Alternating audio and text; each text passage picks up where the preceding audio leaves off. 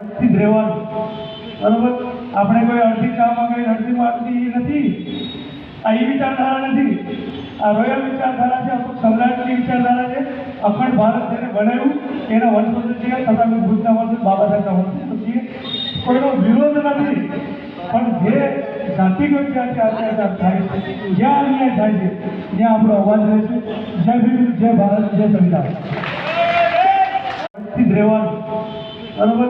આપણે કોઈ અડધી ચા માંગી અડધી માંગતી નથી, આ એ વિચારધારા નથી, આ રોયલ વિચારધારા છે, અમુક સમ્રાટની વિચારધારા છે। અખંડ ભારત જેને બનાવ્યું એના વંશજો છીએ, તથાગત ભુજના વંશજ, બાબા સાહેબના વંશજો છીએ।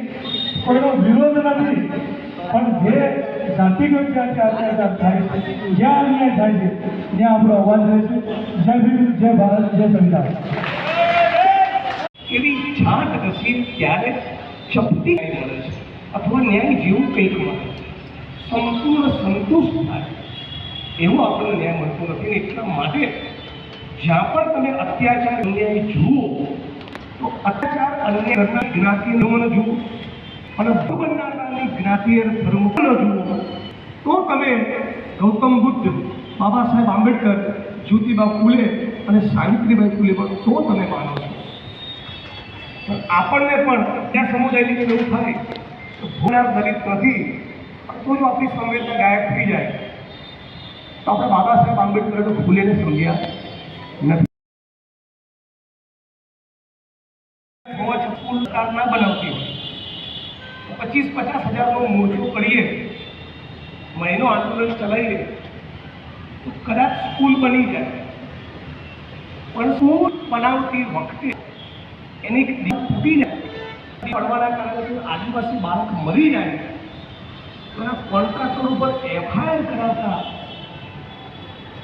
આપણું બીજું વર્ષ થાય। એટલા દેશમાં, ગુજરાતમાં નથી, એનો સૌથી વધારે અહેસાસ કોઈને હોય એસો બીજા દેશ વિકાસ કરતા પહેલા ન્યાય માંગે છે।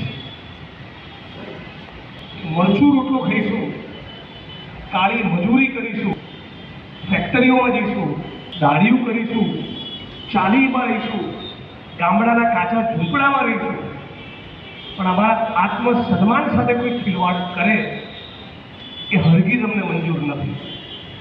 અને છતાં આ દેશ